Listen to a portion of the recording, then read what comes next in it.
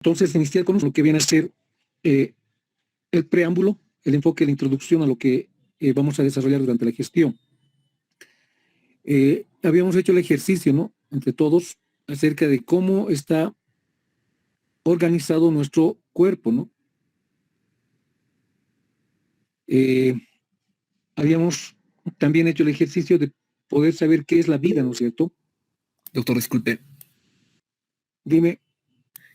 Bueno, ante todo, muy buen día. La anterior semana lo que hemos realizado solo hemos conformado los grupos y nada más, solo usted llamó lista y desde ahí no hemos hecho ningún ejercicio, Ya. no hemos No vas explorado a temas. dilatar más esa parte. Sí, no Ya, hemos entonces, avanzado nada. ya. Entonces, lo que estábamos haciendo solamente era recordar lo que ustedes han hecho previamente, ¿no? En lo que viene a ser la materia principalmente de anatomía. Macroanatomía, microanatomía y anatomía del desarrollo. Bueno, hacemos, o mejor, les indico cómo se organiza nuestro cuerpo. Todo parte de la célula, ¿no? La célula es la unidad fundamental de vida. Sin la célula no se puede entender ninguna forma de vida, ¿no? Todos los seres vivos están conformados por pequeñas células. Entonces, por eso la célula es la unidad fundamental de vida. Es lo que vamos a ver ahora, ¿no? Ahora, ¿qué sucede cuando se agrupan células? Vamos a obtener tejidos, ¿no es cierto? Y sabemos que tenemos 4 tejidos básicos. El tejido epitelial, el tejido conectivo, el tejido y el tejido nervioso. Estos 4 tejidos básicos van a dar origen a todos los órganos o a cualquier órgano, ¿no? Ahora a la vez, cuando los tejidos se juntan hacia un objetivo común, van a conformar un órgano. Ahora, cuando los órganos se juntan, van a ir a conformar un sistema, ¿no es cierto? Ahora, tenemos cantidad de sistemas en nuestro cuerpo, tenemos cantidad de órganos pertenecientes a esos sistemas. Ahora, cuando los sistemas se juntan, van a conformar aparatos, ¿no es cierto? Y si hablamos de aparatos, vamos a hablar de 3 aparatos fundamentales para poder vivir. El aparato de la vida de nutrición, el aparato de la vida de relación y el aparato de la vida de reproducción. Ahora, estos 3 aparatos se juntan y van a conformar un organismo, una unidad, o sea, nosotros, en otras palabras, ya, siquiera una persona. Así es como se organiza nuestro cuerpo, ¿no? Desde el punto de vista anatómico, también desde el punto de vista funcional. Ahora, eso ustedes han llevado en anatomía. Entonces,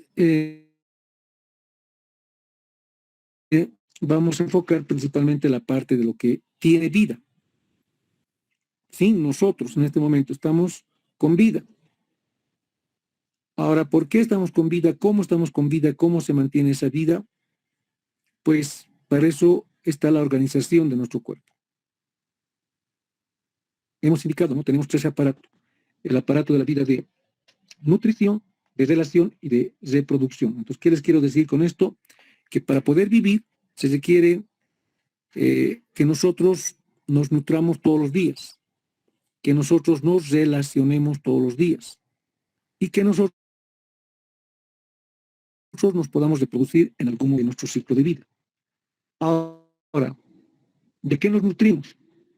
De oxígeno, de agua y de los alimentos que vamos consumiendo día a día. ¿Con qué nos relacionamos? Con lo que nos rodea. Y lo que nos rodea se llama medio externo. Entonces, en el medio externo, yo voy a hallar todo lo que necesito para poder vivir, o sea, para poder nutrirme. Hallo el oxígeno, hallo el agua, hallo los alimentos. Eso me va a permitir a mí poder completar mi ciclo de vida. Ahora, ¿cómo me nutro? ¿Con qué me nutro? ¿Cuáles son los sistemas que me permiten a mí poder nutrirme? Entonces ahí tenemos, por ejemplo, el sistema digestivo, ¿no es cierto? El sistema respiratorio, ¿no? Que me permite poder captar el oxígeno del aire y eso utilizarlo para poder vivir. ¿Sí? El sistema digestivo lo propio hace, pero con alimentos. También dentro de lo que es el aparato de la vida de nutrición, corresponde el sistema cardiovascular. Entonces los alimentos que yo voy a obtenerlos del medio externo, los tengo que distribuir. Y para poder distribuirlos, el sistema cardiovascular va a permitir que todos esos nutrientes lleguen a distintos sectores de mi cuerpo, ¿no? Entonces, para eso está el sistema cardiovascular. Y luego tengo también el sistema excretor. A la vez que los nutrientes, bien se va formando basura metabólica. Entonces eso hay que eliminar. Y para eso está el sistema excretor, que permite que se pueda eliminar basura que se está formando y podamos mantenernos en buenas condiciones, sin acumular basura, si vale el término, ¿no? Sino desechándola, eliminándola. Fíjense, todos los sistemas entran en conjunción para que podamos mantener una buena nutrición. Ahora, esos sistemas son parte del aparato de la vida de nutrición. Como hemos indicado, ¿no? Si no nos nutrimos, nos morimos. Entonces, el oxígeno, el agua y los alimentos son captados por estos sistemas y son distribuidos. Unos probablemente tienen que primero ser procesados para ser distribuidos. Ahora, ¿cómo nos relacionamos? ¿Qué es relacionarse? Entonces nosotros tenemos que entrar en contacto continuo todos los días, a cada momento, incluso cuando estamos durmiendo, con lo que nos rodea. Nuevamente, ¿no? Lo que nos rodea, hemos indicado que se denomina medio externo. Entonces tenemos que entrar en contacto continuo con el medio externo, porque del medio externo obtenemos los nutrientes para poder vivir. Ahora, ¿qué nos permite entrar en contacto con el medio externo? ¿Cuáles son los sistemas que nos van a permitir podernos relacionar? Primero, el sistema nervioso, ¿no? El sistema nervioso es fundamental, es importante, porque nos pone en contacto con el medio externo a través, por ejemplo, de los sentidos. Oído, olfato, gusto, tacto, visión, hacen que nosotros podamos tener una mejor conciencia de lo que está pasando a nuestro alrededor. No sé, si sentimos hambre, entonces vamos a ir a comer a través de lo que viene a ser el sistema digestivo, vamos a poder procesar el alimento. Pero todo ese sistema a la vez está siendo controlado por el sistema nervioso. El sistema nervioso es fundamental, es clave para poder mantenernos en estrecha relación con lo que viene a ser el medio externo. Ahora, otro sistema que nos va a permitir mantenernos en contacto con el medio externo, poder tener una relación adecuada, va a ser, ¿no?, el sistema endocrino. A partir de lo que vienen a ser las hormonas, hace que pueda haber un contacto, un control, una maduración, un desarrollo de los distintos sistemas, para que estos se vayan adaptando continuamente al medio externo. Pero el sistema endocrino no actúa juntamente con el sistema nervioso, y entre ambos como que se van controlando y también se van coadyuvando. Y a eso añadimos el sistema locomotor, o también denominado osteomioarticular, que nos permite ese sistema poder movernos. Y tenemos que movilizarnos para poder alcanzar el alimento.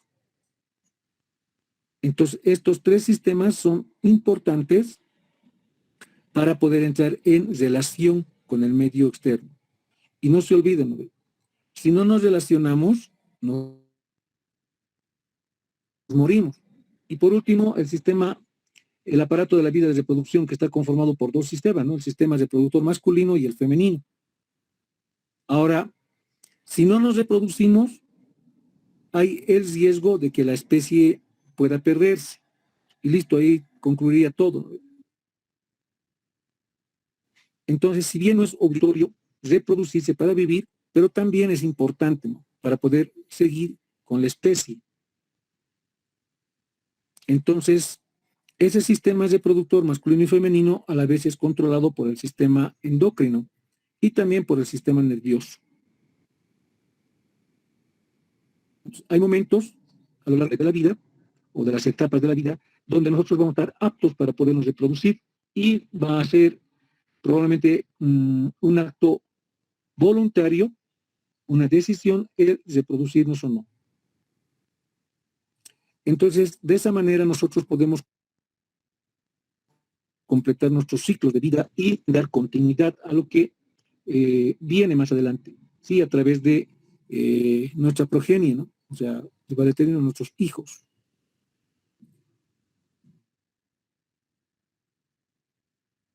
¿Y para qué vivimos? Ya son otro tipo de cuestionamientos que pueden surgir, pero nosotros, como seres superiores de esta escala animal o natural, entonces supuestamente tenemos que trascender, pues, aunque para eso vivimos, ¿no? En este momento, ¿qué es lo que están haciendo ustedes? Están preparándose, formándose para poder en algún momento trascender, ¿no es cierto? Entonces, distintas metas, distintos objetivos que cada ser, cada individuo se traza a lo largo de su vida. Y si no pudiésemos mantener el fenómeno vida en nosotros, entonces no pudiésemos completar esos objetivos, esas metas. Ahora, ¿cómo nos mantenemos vivos? Es lo que vamos a ir viendo, ¿no?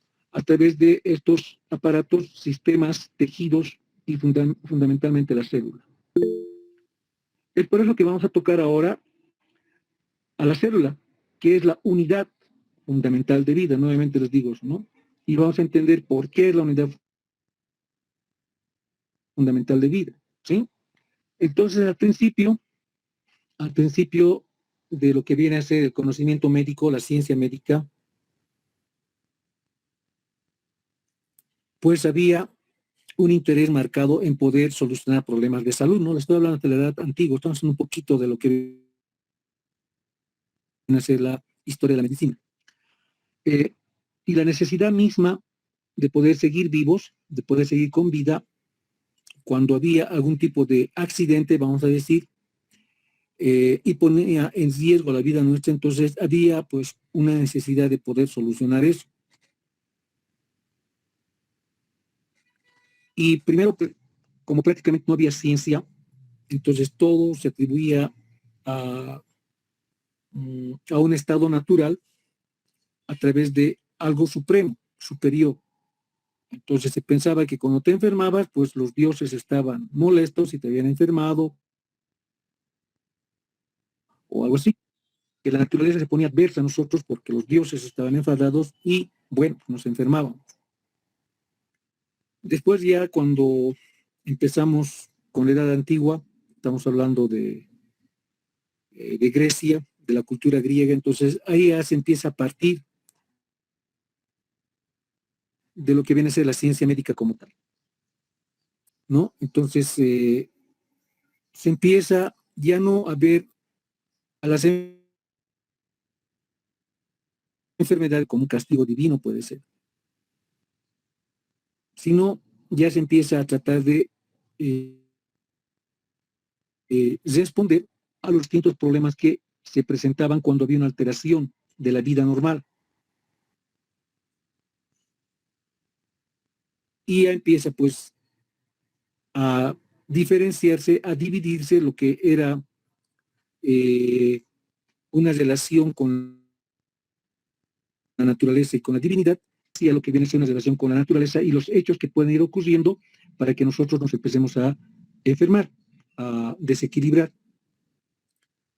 Y lo primero que salta a la vista es tratar de conocer la estructura.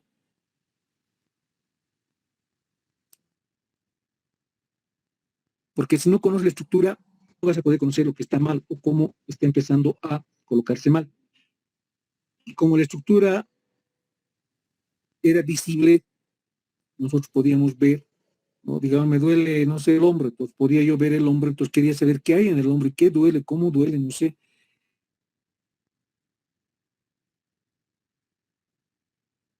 Pero primero tenía que saber anatomía. Y empieza a ver avances importantes, porque ya no era solamente ir a curar, sino ya tratar de evidenciar. Y fueron varios años, siglos, ¿no?, que se puso énfasis. Y una vez conocida la estructura, ya empezaba a surgir pues el otra inquietud, ¿no ve? ¿Cómo nos enfermamos? O sea, ¿qué es lo que está ocurriendo? ¿Cómo esa estructura puede alterarse? Pero antes de eso, ¿cómo esa estructura funciona? Entonces, paralelamente se van dando cosas, ¿no es cierto? Y sí, se podía responder unas cosas, pero otras no.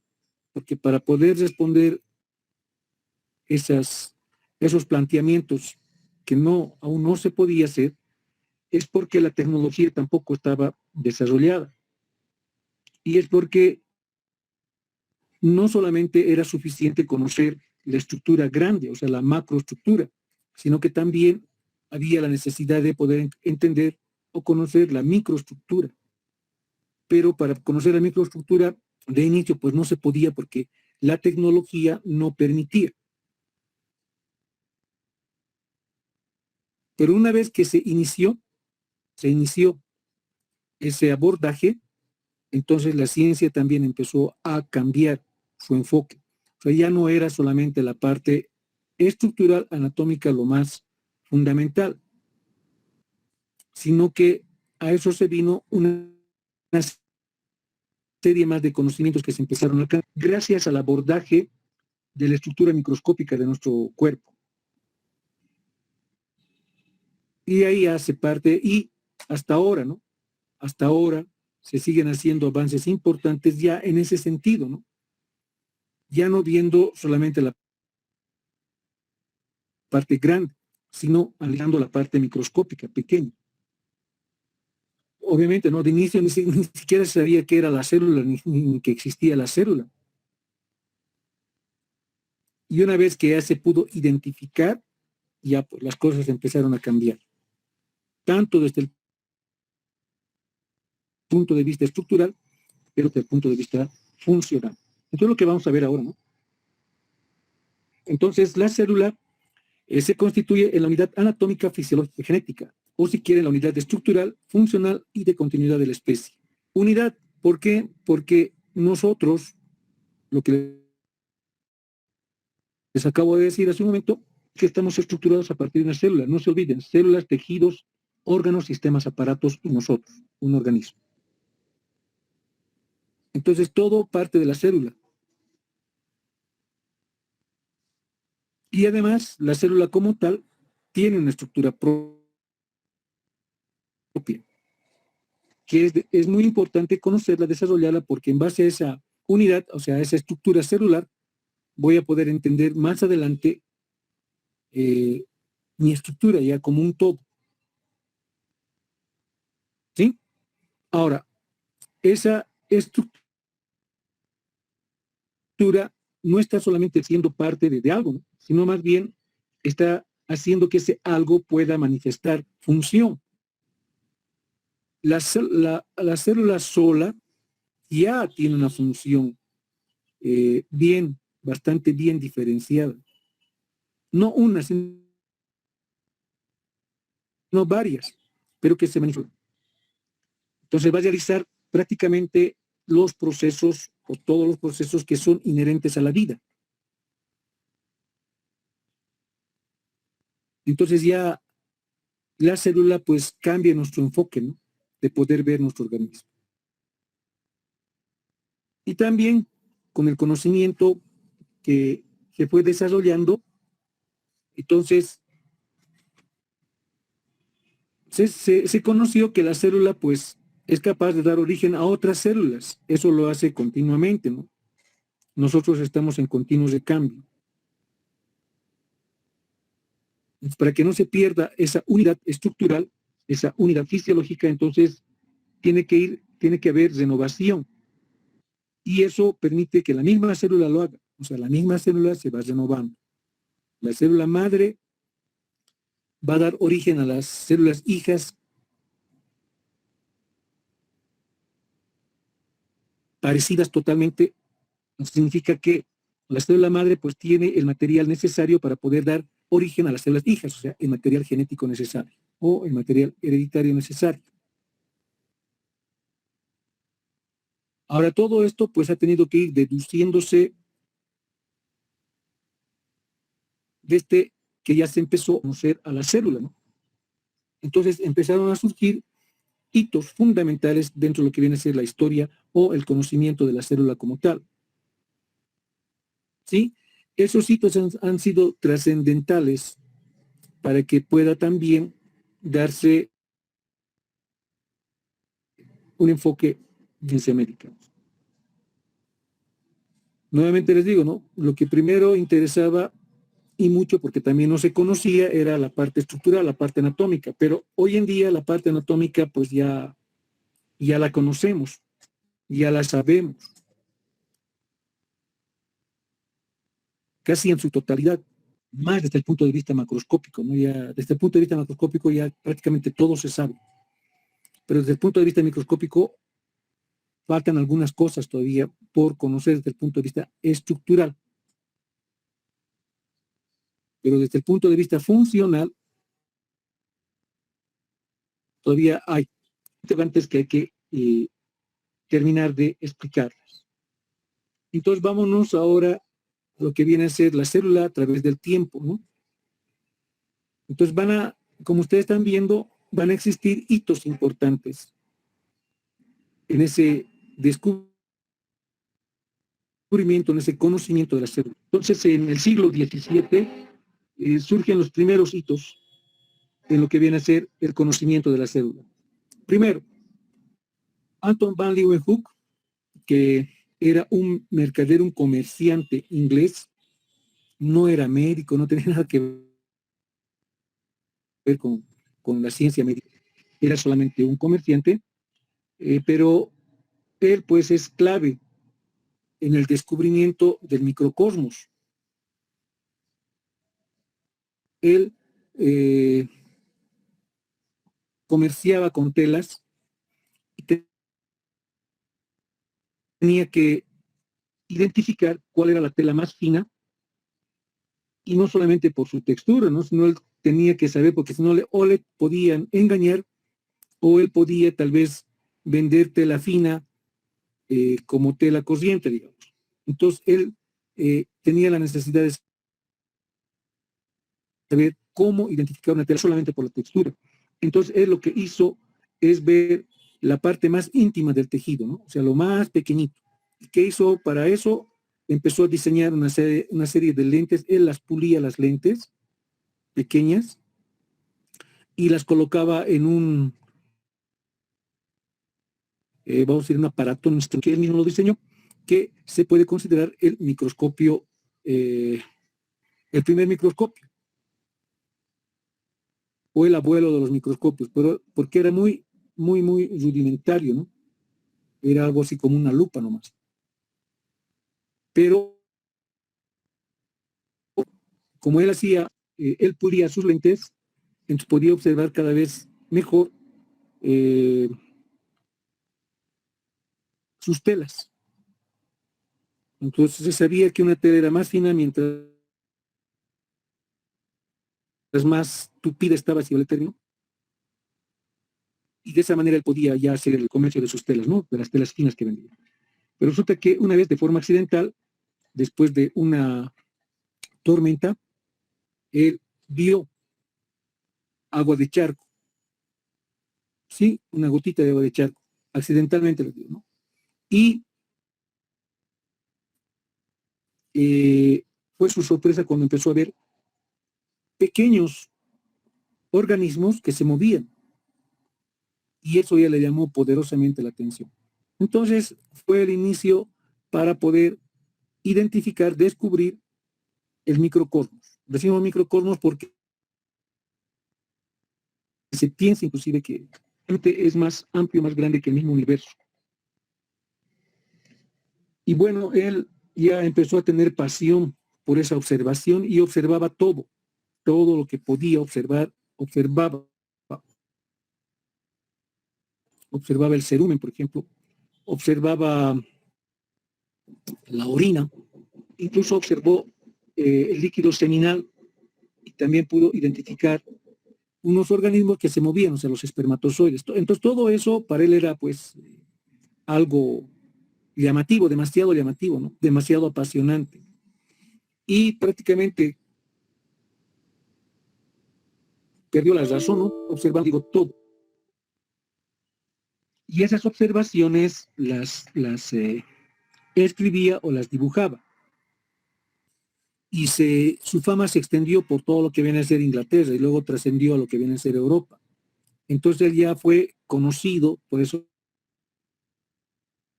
observaciones todos acudían porque querían el microcosmos y fue el inicio, como digo, para empezar a conocer a la célula. Y fue pues en el mismo siglo Robert Hooke, quien ya con un instrumento más elaborado, ¿sí? También empezó a observar, pues ya las observaciones empezaron a difundir, ¿no? Si tenían la posibilidad por el hecho tecnológico, entonces podían empezar a hacer las observaciones. Entonces Hooke hizo una observación también con un microscopio mejor elaborado, todavía era rudimentario, pero en relación al de Leeuwenhoek era mejor. Entonces él observó una laminilla de corcho, o sea, material vegetal, y pudo una serie de espacios que se iban repitiendo y que tenían la forma más o menos de un panal de abejas. Entonces a cada espacio que él veía y estaba vacío, ¿no? Denominó celdilla. Entonces de ahí vino el nombre ya de célula. Entonces él vio material orgánico, pero era inerte, sin vida, y solamente pudo observar prácticamente espacios vacíos, ¿no? Entonces ya, fueron los dos hitos importantes, uno para descubrir el microcosmos, dos para denominar a la célula como tal, que hasta ahora la conocemos.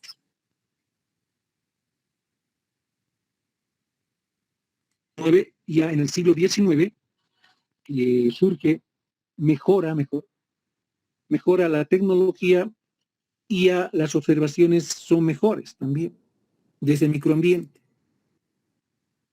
Y a partir de esas primeras observaciones ya no solamente era, bueno, pues la intención, ese microcosmos que asombraba, ¿no? Sino ya empezar a entenderlo, comprenderlo, y más, todavía más, dirigido a lo que viene a ser, lo que vienen a ser los seres vivos. Entonces, observaciones como la de Robert Brown, por ejemplo, mejor pudo distinguir, diferenciar lo que es el núcleo, ¿no? Vio una estructura central en la célula ya no estaba vacía, sino era una célula contenida, entonces observó el núcleo. Y listo, ya pudo denominar núcleo por el sitio que ocupa, ¿no? O sea, esta organela, ¿no? Es generalmente la parte central de la célula.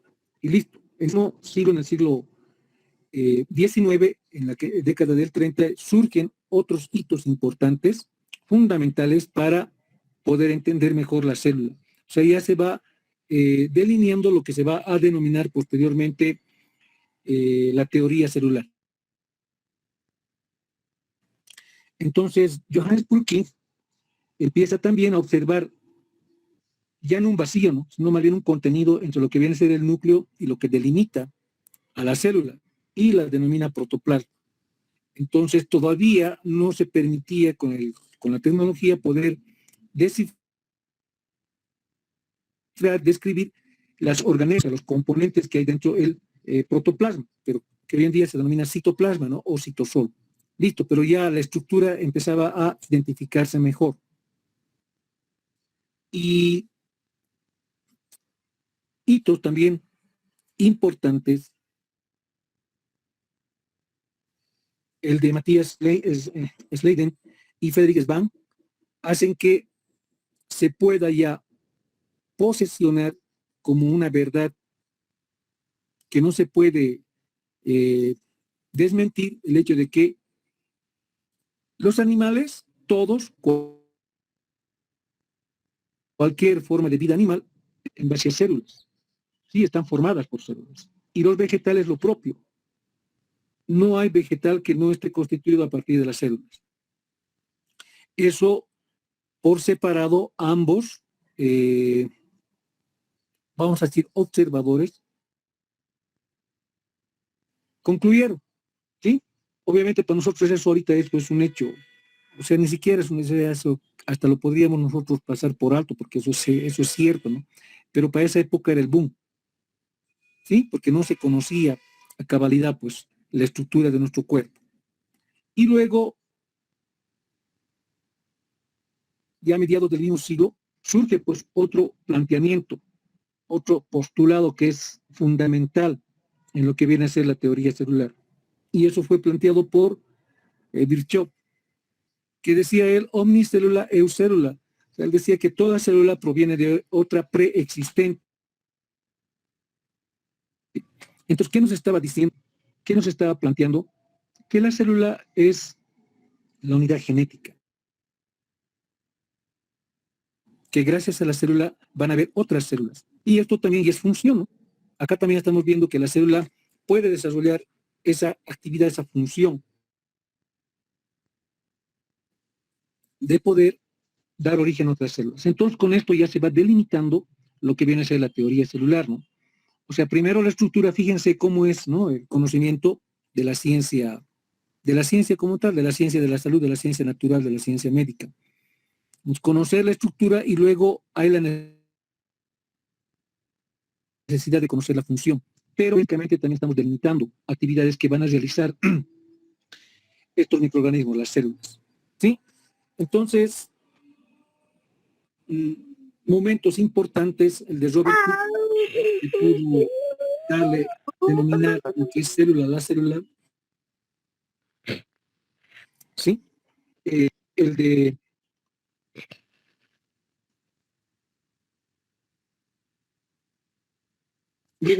quien pudo hacer las observaciones y abrirnos al microcosmos, observaciones que, como les decíamos, las dibujaba o las escribía y que han sido fundamentales para poder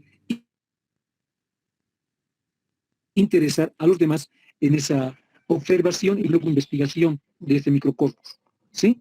Entonces, fíjense, por ejemplo, al lado izquierdo, en la parte inferior, vemos un dibujo de Leeuwenhoek en relación a lo que es una muestra de orina. Y a la derecha ya vemos, pues eso ya inclusive coloreado, si quieren, una muestra de orina que sí presenta en algunas circunstancias se ve elementos que Leeuwenhoek ya observó, ¿no? En 1673, en el siglo XVII. Entonces son hechos fundamentales, importantes para luego dar curso a lo que viene a ser la teoría celular. Hechos también importantes, las de Robert Brown, para identificar lo que es el núcleo, la de para ver lo que es el citosol, ¿sí? Y sobre todo las de Svan, Sladen, que ya indicaron, ¿no es cierto?, que los seres vivos están hechos a partir de células, ¿no? Y a eso no tenemos que desmerecer para nada el postulado de Virchow, ¿no? Que nos indica que toda célula proviene de una existente o de una célula preexistente. Eso ya es también fundamental. Prácticamente a esa misma conclusión llegaron Zemack y Colliquer, ¿no? Que reforzaron ese postulado de Virchow, ¿sí? Y que plantearon además lo que viene a considerarse, bueno, por descontado para nosotros, lo que viene a ser la teoría celular. ¿Y qué es lo que la teoría celular plantea? Ya sacando una conclusión de la teoría celular como tal, ¿no? Esto enunciada en el siglo XIX. Entonces, primera conclusión, todo ser vivo está formado por una o más células. Eso es cierto, ¿no? Eso ya no se puede decir, ¿sí? Para nosotros ya por descontado, pero para esa época, wow, era algo realmente importante para la ciencia. Segundo, la célula es lo más pequeño que tiene vida propia. Entonces estamos hablando de unidad anatómica y de unidad fisiológica. ¿Sí? Nuevamente, ¿no? Para que haya vida tiene que haber una estructura previamente. Y a la vez esa estructura mantener una actividad. Entonces, segunda conclusión importante es que la célula es unidad anatómica y es unidad física. Y luego, pues, la tercera conclusión, ¿no? Toda célula procede de una célula preexistente. ¿Qué nos está indicando con eso? Que la célula es la unidad genética, la unidad de continuidad de la especie. Entonces, con ese planteamiento, con esas conclusiones de lo que viene a ser la teoría celular, ya se empieza a hacer una serie más de conocimientos. Hasta el día de hoy se sigue estudiando obviamente la célula, que cada vez más han ido reforzando nuestro entendimiento acerca de lo que es la vida, acerca de lo que son los ciclos de vida y cómo funciona esa vida. Entonces, por eso la teoría celular nos da el punto de partida para que luego podamos entender mejor lo que vamos a estudiar en fisiología. Y gracias a eso, pues tenemos una diversidad, ¿no?, de vida, vamos a decir, tanto microscópica como macroscópica, ¿no?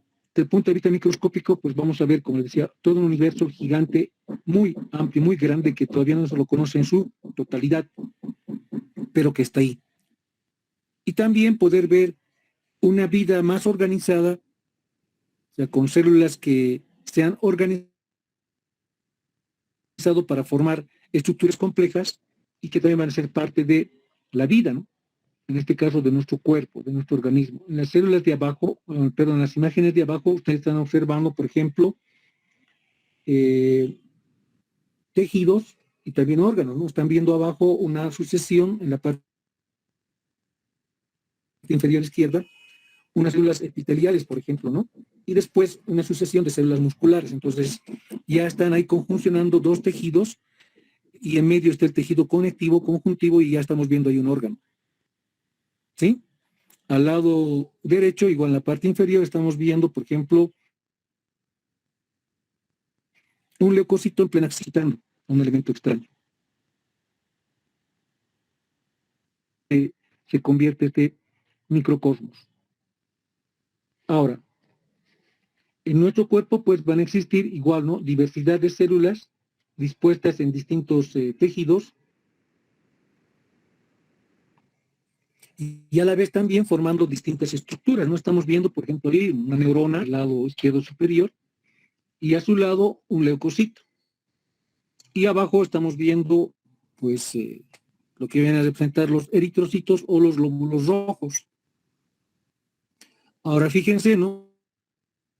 Son dos imágenes de eritrocitos, solamente que unos podemos observarlo tan bien, porque están en 3 dimensiones, entonces significa que la tecnología, pues para eso está mejor adaptada, ¿no? O sea, ha mejorado, ha crecido mucho más, ¿sí? En cambio, la que está a su lado es con un microscopio óptico. Entonces, esas son, digamos, las diferencias que podemos observar y que se han ido dando a través de la historia, ¿no? Mejora la tecnología, mejora nuestro conocimiento. Ya. Y bueno, de eso, pues de toda esa conjunción de células, de esa primera célula, bueno, nuestro cuerpo está conformado por aproximadamente 100 billones de células, ¿no? Y conforman toda una estructura asombrosa, ¿no es cierto? Sí, esa imagen que ven que ustedes como fondo de agua, más o menos, es el hombre de Vitruvio, ¿no? Eso sí, diseñado por Leonardo da Vinci, y eso está reflejando la perfección del canon humano, de la armonía en el cuerpo humano, ¿sí? Y todo eso se lo debe a la célula, ¿no? Desde la organización celular se puede conseguir esa estructura tan perfecta como la nuestra. Y bueno, pues esa estructura, la célula, está constituida a la vez por una serie de elementos, ¿no es cierto? Entonces, cuando hablamos de esos elementos que son parte de la célula, hablamos de lo que implica de la célula. Entonces, acá viene su tarea. Ustedes van a realizar un mapa conceptual individual de lo que viene a ser la célula, la estructura de la célula. ¿Qué diferenciamos en la célula? 3 partes fundamentales, ¿no? Van a ser la membrana plasmática, el citosol y el núcleo. ¿Sí? El núcleo, el citosol, la membrana plasmática, y a eso agregamos el citoesqueleto. Ahora, entonces ustedes van a hacer un mapa conceptual de la parte estructural de cada uno de los elementos que son parte de la célula, ¿no? La membrana tiene una estructura, el núcleo tiene una estructura, el citoplasma tiene una estructura, o sea, tiene varias, son las organelas, ¿no es cierto? Y cada estructura, no se olviden, tiene una función. Entonces, eso más tiene que reflejar su mapa conceptual. Es lo que van a hacer ustedes. Esa es su tarea, es lo que les había encomendado la anterior semana. Bueno, los otros grupos ya prácticamente lo van a presentar entre hoy, mañana y las clases que tenemos. Ahora, esa estructura o esas partes se unen y van a conformar toda una estructura maravillosa, increíble, ¿no? Que es la célula. La célula eucariota, en el caso nuestro, porque hay dos, ¿no? Dos tipos de célula o dos grupos celulares importantes, ¿no? Las células eucariotas y las células procariotas. Entonces, las células procariotas son, desde el punto de vista estructural, mucho más simples que la nuestra, ¿sí? Incluso son más pequeñas, o sea, están en relación con lo que deben ser, por ejemplo, las bacterias. Pero increíble, ¿no? Esas células han vivido antes que nosotros y van a seguir viviendo lo más probable después de nosotros. En cambio, la célula nuestra es mucho más compleja, es mucho más organizada y eso hace que nosotros también podamos desarrollar a la vez una serie de actividades más complejas, mucho más complejas. Lo que quieren hacer las bacterias, por ejemplo, es solamente reproducirse, porque al reproducirse, con una especie. En cambio, nosotros no solamente buscamos reproducirnos, ¿no? Y hemos hablado anteriormente, sino trascender. Entonces, para eso, pues las funciones van a ser todavía superiores, más superiores. Ya.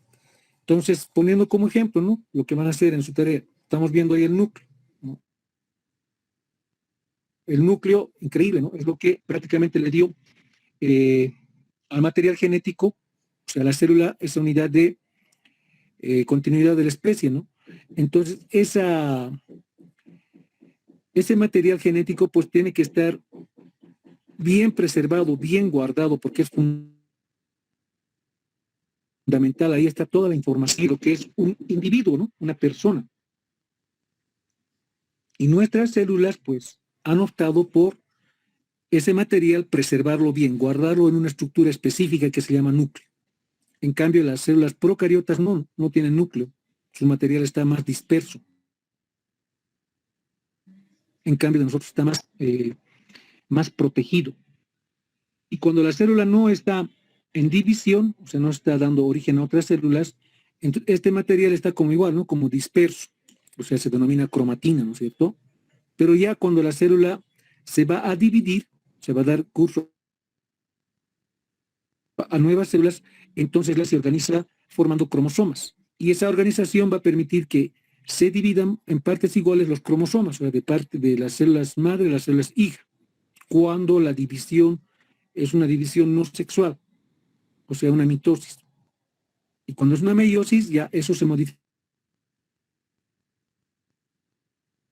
porque es material genético del padre y la madre, ¿no? Los progenitores. Y se va a formar un nuevo ser. Ahora, la conformación de cromosomas, ya saben, ¿no? Es también característica de las especies, ¿no? Por ejemplo, nosotros, la especie humana, tiene 46 cromosomas, ¿no? O sea, 23 pares. Y cada especie tiene igual su cantidad de cromosomas. Ya.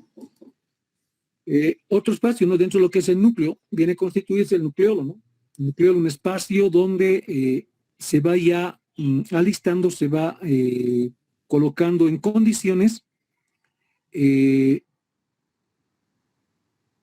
la interacción que va a haber entre el material genético que está en el núcleo y la interacción que va a haber fuera del núcleo con el citosol. Entonces se empieza a sintetizar el ARN ribosomal, sí que va a servir de ensamble para poder luego constituir lo que van a ser los ribosomas y gracias a eso ya empezar lo que va a ser parte de la vida misma, de las proteínas, ¿sí? Entonces, saliendo ya del núcleo y como una extensión de su estructura, de la membrana nuclear, vamos a empezar a diferenciar lo que van a ser las organelas o los componentes del citosol. Ya no hemos salido del núcleo, estamos en el citosol, entonces primero que nada el ectoplasma rugoso, que como les digo es una extensión del de la membrana nuclear. Entonces, esa organela, ese retículo endoplasma, tiene ciertas características, ¿no? El plegamiento que va a presentar esa membrana y la adhesión que va a haber de otras estructuras, los ribosomas, ¿no? Que le van a dar el nombre. Y sobre todo la función que va a desarrollar. Y todo eso ustedes tienen que hablarme en la práctica, ¿no? Extendiendo ese retículo endoplasma rugoso, nos topamos con lo que va a ser ahora el retículo endoplasma liso. Liso porque ya no tiene esa adhesión con los ribosomas. Y además va a tener una función diferenciada, distinta, ¿no? A lo que presenta el retículo endoplasma rugoso. Entonces, otra vez, ¿no? Fíjense, estamos observando, estamos identificando estructura y también función. Y eso vamos a ir desarrollando, como les digo, en la práctica cuando ustedes hagan ese su mapa conceptual. ¿Sí? Entonces vemos distintas funciones, por ejemplo, del retículo endoplasma liso, lo que viene a ser la síntesis de lípidos, que son biomoléculas que enseguida vamos a hablar, fundamentales para que la célula pueda desarrollando sus actividades. También es un sitio de detoxicación de la célula, fundamental también para que la célula pueda equilibrar lo que vienen a ser sustancias tóxicas que se van a formar o que nosotros podamos ingerir, por ejemplo, el alcohol. Bueno, y luego, como les decía, ¿no? Adherido al retículo endoplasma rugoso están los ribosomas, y estos son elementos fundamentales, claves para que pueda manifestarse la vida. Estos ribosomas son los que se van a encargar de sintetizar lo que vienen las proteínas.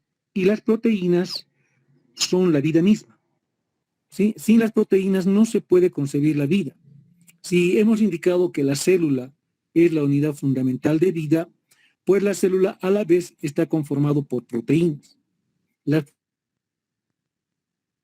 proteínas son los primeros elementos orgánicos que se han organizado para manifestar el fenómeno vida, hablando de lo que viene a ser el origen de la vida. Entonces, proteínas como biomoléculas son claves para la vida. Unas palabras son la vida misma. A eso se van a adherir lo que van a ser los lípidos, los carbohidratos nucleicos, 4 biomoléculas que son fundamentales para la vida. Estas biomoléculas se organizan, ¿sí? Pero no es suficiente la organización, ¿no? Pueden estar bastante bien organizadas, pero para que puedan manifestar vida tienen que tener energía. Y si hay energía, recién van a manifestar. Y eso es lo que sucede, ¿no? La célula tiene la capacidad de generar energía. Y en conjunción con estas biomoléculas, entonces se manifiesta el fenómeno vida. Aparte de esas organelas, podemos encontrar luego lo que viene a ser el complejo de Golgi, ¿no? Que si se dan cuenta, está en la imagen, tiene cierta similitud con el retículo endoplasma, ¿no es cierto? Porque igual son plegamientos de membrana, pero que van a desarrollar otras funciones. En el caso del complejo de Golgi, va a dar origen a lo que vienen a ser los lisosomas, ¿no? Por ejemplo, sí, los lisosomas van a cumplir distintas funciones, una de ellas, por ejemplo, relacionadas con lo que viene a ser inmunidad del cuerpo, ¿sí? Entonces van guardando esas pequeñas vesículas que se denominan lisosomas, van guardando elementos de defensa, una, ¿no? De las funciones que van a tener los lisosomas, ¿sí? Otra puede ser también relacionadas con lo que viene a ser la digestión en nuestro organismo. Van a guardar enzimas digestivas. Y bueno, distintas actividades, funciones que ustedes eso han desarrollado cuando han tocado la materia de histología, ¿no? O más específicamente la materia de citología. Igual vamos a ir hablando de eso en la práctica, ¿no? Por eso tienen que hacer su mapa conceptual para que vaya entendiendo estas actividades, estas estructuras. Luego tenemos, bueno, otros organelas que podemos encontrar, las vacuolas, que pueden, son una especie de almacén, ¿sí? De almacén de, por ejemplo, agua, puede ser, o materiales de desecho, ¿está bien? Y que van a ser transportados para ser utilizados dentro de la célula o para poder eliminarlos para que luego se vayan hacia el exterior, ¿sí? Tenemos otros organelas como los peroxisomas, que estos todavía se los sigue estudiando, tanto en su estructura como en su función. En su estructura ya se sabe mucho, pero falta todavía algunas cosas pequeñas. Y en su función, lo propio, ¿no? Porque estas van a estar también relacionadas con lo que es energía, por ejemplo, la detoxicación de las células. Eso también vamos a ir viendo en la práctica. Luego nos encontramos con un grupo de organelas que son también muy importantes y que le dieron un giro a la célula en un inicio. Las mitocondrias tienen una similitud extraordinaria con lo que viene a ser una bacteria, ¿no? Entonces, lo que se piensa es que las mitocondrias, más bien, dentro de la evolución de la célula, han sido bacterias que se han adaptado una vez que la célula eucariota se fagocitaba la célula propia. Entonces, estas se adaptaron a la célula y le dieron un toque distinto a la célula, ¿no? Esto es la teoría endosimbiótica planteada por Marguilus, si no me equivoco, sí, y que indica y explica, ¿no?, que cómo las mitocondrias se han adaptado a la célula eucariota y, es más, le han proporcionado a la célula eucariota la capacidad de poder utilizar el oxígeno para producir energía. Entonces, energía es lo que van a principalmente elaborar las mitocondrias. Y hemos dicho, ¿no?, la vida no se puede entender si es que no hay energía. Y esa energía es proporcionada principalmente por la mitocondria, pero no es el único. No hay otros sectores más también produce la energía en forma de ATP, ¿sí? Y luego tenemos el citoesqueleto, ¿no? Que como todo citoesqueleto, pues sabemos que es un armazón, ¿no? Un esqueleto es un armazón. Entonces, este armazón, que también posee la célula, pues le va a permitir a la célula mantener una forma, mantener una estabilidad y también el de soporte a las organelas que están dentro, ¿sí? Este citoesqueleto está conformado por 3 moléculas, ¿no? Los microtúbulos, los filamentos intermedios y los microfilamentos. Entonces van a conformar todo lo que, como están viendo ustedes en la imagen, ¿no? Todo ese armazón, por donde van a ir transitando los distintos elementos. Además, le van a permitir a la célula dar la forma, ¿no? Las características o las formas características mejor que tiene cada célula, ¿no? Hay células, por ejemplo, piramidales, hay células cúbicas, hay células de forma esférica, en fin, variedad de células. Eso se debe al citoesqueleto, ¿sí? También el citoesqueleto va a estar relacionado con lo que viene a ser la división celular, o sea, va a conformar lo que vienen a ser los centriolos, o sea, estos elementos que van a organizar la división celular para que se formen los usos dentro de la célula y a partir de esos usos se pueda producir la división. Entonces el citoesqueleto también se convierte en un elemento muy importante dentro de la célula porque va a estar relacionada con varias funciones. A eso también se puede agregar la motilidad o el movimiento de la célula. Va a permitir que la célula pueda movilizarse, o sea, completar su función de lesión, ¿no? ¿Sí? Entonces, por ejemplo, a través de los flagelos que son parte de los espermatozoides, pues el espermatozoide va a poder llegar al sitio donde tiene que llegar, ¿no? Para que luego pueda dar origen a un nuevo ser. Es increíble, ¿no? Ese flagelo es una obra maestra de ingeniería que se acopla y se desacopla del eritrocito, del espermatozoide, ¿no? Cada vez que el espermatozoide ingresa su material genético al ovocito o al óvulo, ¿no? Entonces es algo totalmente admirable cómo estos elementos de motilidad, de movimiento, se acoplan y desacoplan de las células, ¿no? El citoesqueleto juega un papel muy importante también en lo que viene a ser la función de la célula. Y bueno, estoy colocando al último la membrana, sí, la membrana celular o membrana plasmática, porque esto es clave para que también empecemos a entender la fisiología de nuestro cuerpo. Esto igual ustedes lo van a manejar y lo van a leer en el libro, ¿no? O sea, todo lo que estoy diciendo está en el libro de Guyton, ¿no? Entonces, en relación a la membrana, que vamos a tomar probablemente una práctica entera para membrana, ustedes van a explicar la estructura de la membrana, ¿sí? Cómo está estructurada la membrana a partir de las biomoléculas que les acabo de decir, lo que son las proteínas, los lípidos, los carbohidratos, esa es la membrana. porque no se olviden, la membrana es la frontera misma de la célula, ¿no? Entre lo que está dentro y lo que está fuera. Eso es importante, o sea, es el contacto con el medio que se encuentra fuera de la célula, para que la célula pueda intercambiar elementos y pueda vivir. Por eso es importante la membrana. Además, va a cumplir otras funciones que son fundamentales para que la célula pueda vivir. En base a esto vamos a empezar a desarrollar los primeros temas de fisiología. Entonces, leen todo lo relacionado con membrana en el libro de Guyton. Son los primeros capítulos que van a encontrar. Y bueno, pues ya con esa estructura conformada de la célula, entonces vamos a poder ubicar cuál es la función que cumple la célula como tal. ¿Sí? ¿Qué es lo que hace la célula para poder completar sus ciclos? No se olviden que cada célula cumple un ciclo de vida, así como nosotros cumplimos un ciclo de vida. Entonces la célula, para completar o para desarrollar su ciclo de